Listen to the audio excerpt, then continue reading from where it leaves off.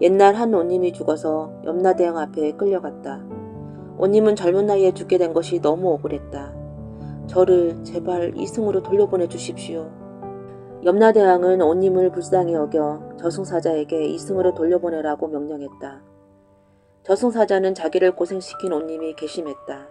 쌀을 300석 내놓으면 보내주마. 오님은 쌀을 구하려면 어찌해야 하는지 물었다. 사람은 누구나 저승에 자기 곳간을 하나씩 가지고 있는데 이승에서 좋은 일 할 때마다 곳간이 차지. 오님은 저승사자를 따라 자기 곳간에 가보았다. 어떻게 살았길래 곳간에 집 한 단뿐이던가. 저승사자가 화를 내며 오님을 꾸짖었다. 자네와 같은 고을에 사는 덕진 아가씨의 곳간에는 쌀가마니가 그득하니 그 아가씨에게 쌀을 빌리게. 오님은 덕진 아가씨의 곳간에 쌀을 빌려 이승으로 돌아갈 수 있었다. 저승사자가 말했다.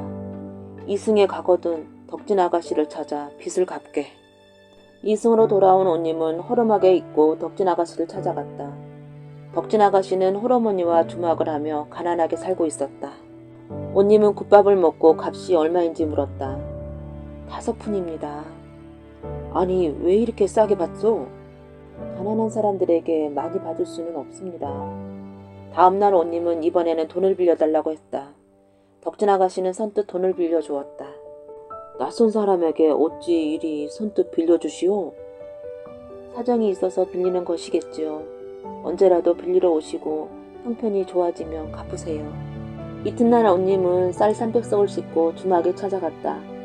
아니 오님께서 어찌 이런 누추한 곳까지. 내게 빌린 쌀 300석을 갚으러 왔느니라. 영문을 모르는 덕진 아가씨와 어머니는 당황했다. 내가 언제 쌀 300석을 빌렸는지는 나중에 알게 될 것이다. 덕진 아가씨와 어머니는 그 쌀을 팔아 마을 앞에 흐르는 강에 다리를 놓았다.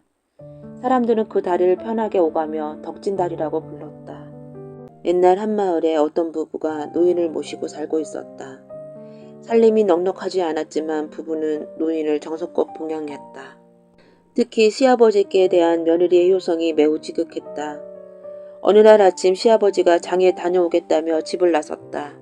그런데 해가 서산으로 향하여 장에 간 사람들이 다 돌아왔는데도 이상하게 시아버지는 돌아오지 않았다. 왜 이리 늦으실까? 무슨 일이지? 계속 집 밖에 나와 시아버지를 기다리던 며느리는 해질 무렵이 되어 날이 어두워지자 더 이상 집에서 기다리지 못하고 아기를 들쳐본 채 시아버지 마중을 나섰다. 마침 남편이 어디를 다니러 가서 집에 없는 터였다. 며느리가 마중을 나서서 한참 길을 갔지만 시아버지 모습은 보이지 않았다. 한 걸음 한 걸음 가다 보니 어느새 고갯마루에 이르렀다. 며느리는 잠시 멍설이다가 아기를 업은 채로 험한 고갯길을 더듬어 올라가기 시작했다. 어두워져서 인적이 끊긴 고갯길을 더듬더듬 찾아 올라가던 여인은 그만 깜짝 놀라서 멈춰 섰다. 저만치 앞쪽에 퍼런 불빛이 2개가 번쩍거리고 있었다. 그 퍼런 빛은 등불이 아니라 호랑이 눈에서 나오는 눈빛이었다. 커다란 호랑이 한 마리가 눈에 불을 켠 채 웬 사람을 해치려고 하는 중이었다. 여인이 겨우 정신을 가다듬어서 살펴보니 호랑이 앞에 쓰러져 있는 사람은 자기 시아버지가 분명했다. 호랑이가 발을 들어 노인을 치려는 순간 여인은 젖먹던 힘까지 다하여 안 돼! 하고 소리치며 달려들어 시아버지를 끌어안았다. 그러자 호랑이가 깜짝 놀라서 멈칫하였다. 제발 우리 아버님을 해치지 말아요. 그러더니 여인은 무슨 생각인지 등에 업힌 채 자고 있던 아기를 내려서 호랑이 앞에 내밀었다. 이 아이를 대신 드릴 테니 제발 아버님을 해치지 마세요. 여인은 어서 그런 힘이 났는지 잠에 취해 있는 시아버지를 번쩍 들쳐업고는 고개 아래로 내달리기 시작했다. 제정신이 아니었다. 어떻게 고개를 내려와서 집까지 도착했는지 자기도 알 수가 없었다. 집에 이르러 보니 신발은 벗겨지고 몸은 상처 수성이었다. 그제서야 며느리는 정신이 번쩍 나서 울음을 터뜨렸다. 아가야, 이 나쁜 어미를 용서해다오. 다음날 새벽 술에서 깬 노인이 며느리를 불러서 말하였다. 내가 어제 뜻밖의 친구를 만나서 술이 과했구나. 그래, 우리 손주는 어디 있느냐? 손주가 보고 싶구나. 며느리는 참고 있던 눈물을 쏟으며 전날의 일을 말하였다. 그러자 노인의 눈이 동그래졌다. 그게 무슨 말이냐? 뭐가 어쨌다고? 노인은 방문을 벌컥 열고 뛰어나와 고갯길을 향해 내달리기 시작했다. 며느리가 울면서 그 뒤를 따랐다. 아버님, 몸을 상했습니다. 그만두세요. 어느새 두 사람은 전날에 그 장소에 이르렀다. 그러나 호랑이와 아기가 여태 거기에 있을 리가 없었다. 근방을 샅샅이 찾아보았지만 아기의 흔적을 찾을 수가 없었다. 노인은 길게 탄식을 하고 며느리는 울음을 터뜨렸다. 두 사람은 어깨를 축 늘어뜨린 채 말없이 고개를 내려와서 집으로 향했다. 그때 어떤 사람들이 지나가면서 이상한 이야기를 하는 것이었다. 거참, 이상한 일도 다 보지? 글쎄 말이야, 난데없이 웬 갓난아기가 거기서 나타났을까? 며느리가 지나가다가 그 말을 듣고서 깜짝 놀라 물었다. 아기라니요? 그게 무슨 말씀인지요? 오늘 건넌 마을 김장자가 새벽에 보니 낯가리 위에 웬 아기가 있더랍니다. 시아버지와 며느리는 혹시나 하는 생각에 그 길로 건넌 마을 김장자 댁으로 달려갔다. 먼 발치에서 보니 사람들은 무언가를 둘러싸고 웅성거리고 있었다. 두 사람이 달려가 보니 아니나 다를까 어제 호랑이에게 던져주었던 아기가 낯가리 위에 새근새근 잠들어 있었다. 아가! 며느리가 달려가서 아기를 안았다. 사람들이 깜짝 놀라 웅성거리는데 곁에 섰던 김장자가 다가와서 물었다. 이 아이가 당신 아이인가요? 네, 그렇답니다. 그 아이가 어떻게 여기까지 와 있답니까? 그러자 여인은 전날 있었던 일을 사람들에게 들려주었다.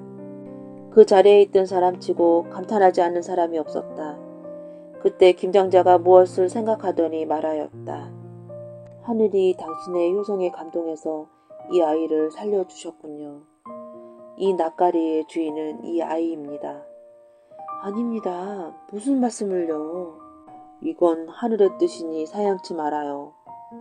김장자는 바로 하인을 시켜서 낯가리로 쌓아놓았던 쌀 100섬을 여인의 집에 실어다 주게 했다. 그러자 주변에 구경하고 있던 사람들이 모두 다 여인과 장자를 치하하며 손뼉을 쳤다.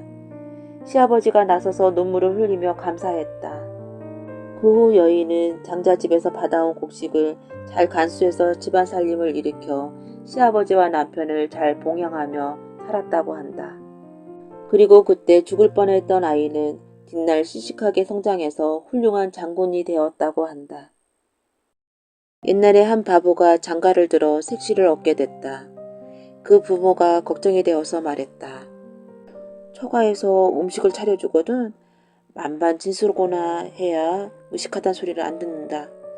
그리고 밤에 신방일 들면 밖에서 너도 나도 구멍을 뚫고 열볼 것이야. 그러면 백공 청춘이로다 하고 말을 해야 돼. 혼례를 치르고 나자 신부집에서 음식을 차려서 나왔다. 그러자 신랑이 그걸 보고서 고개를 끄덕거렸다. 백공 청춘이로구나. 사람들이 그 말을 듣고서 다들 놀리니 망신을 당했다. 음식을 먹는데 그 속에 무언가 딱딱한 것이 있어서 영 씹히지 않았다. 억지로 씹으려 하니 이가 다 부러질 지경이었다. 그러자 장인이 보고서 말했다. 이 사람아, 그 조개는 껍질을 버리고 알맹이만 먹는 게야. 그렇게 해서 또 망신을 당했다. 마침 송편을 한 사발 담아서 내왔다. 그러자 신랑은 송편 알맹이만 먹고 껍질을 벗겨서 마당에다 던졌다. 그러자 강아지가 송편 껍질을 맛나게 먹었다. 허허, 그 강아지 이빨도 좋구나. 처가 식구들이 그만 기가 막히고 말았다. 그날 밤 신부와 신방에 들어앉았는데 밖에서 사람들이 구멍을 뚫고서 엿보느나 야단이었다. 그러자 신랑이 그 구멍을 뚫은 모양을 쓱 쳐다보고서 한마디 했다. 만반진수로다. 그러자 사람들이 다 깔깔대고 웃어서 다시 얼굴이 빨개졌다. 밤중이 됐는데 누워있다 보니 문득 속이 출출했다. 색시, 아까 낮에 먹던 총각김치가 어디 있어? 부엌에 가면 단지에 들어있겠죠?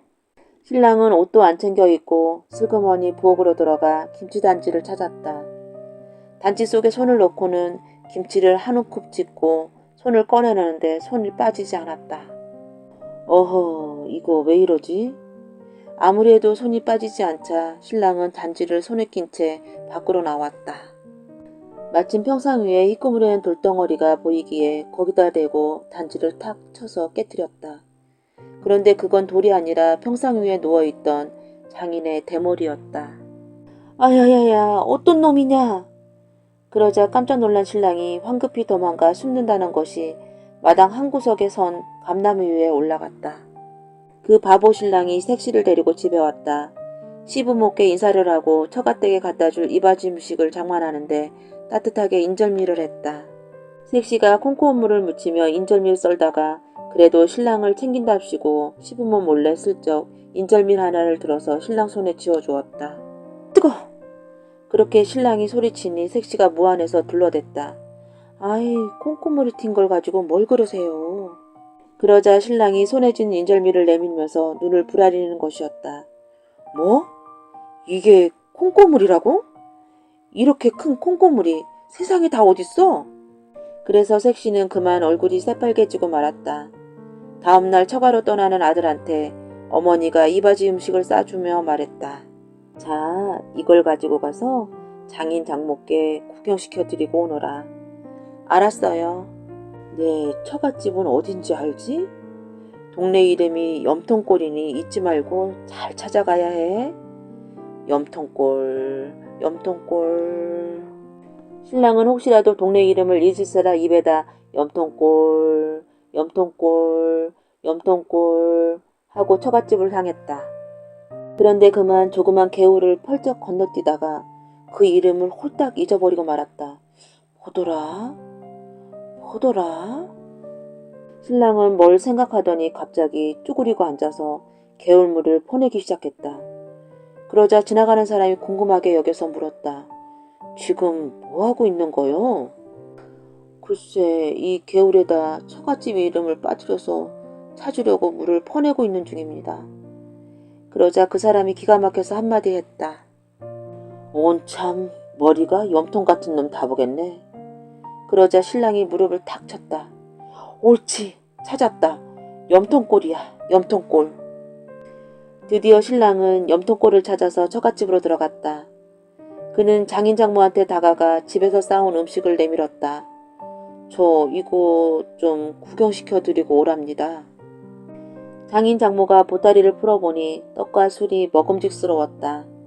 장인이 떡을 하나 들어서 입에 넣으려고 하는데 갑자기 사위가 떡을 탁 빼앗았다. 아니, 구경시켜드리라고 해서 가져온 건데 그걸 드시면 어떡합니까? 그러더니 신랑은 다시 주섬주섬 음식 보따리를 싸기 시작했다. 자, 이제 구경시켜드렸으니 전 갑니다.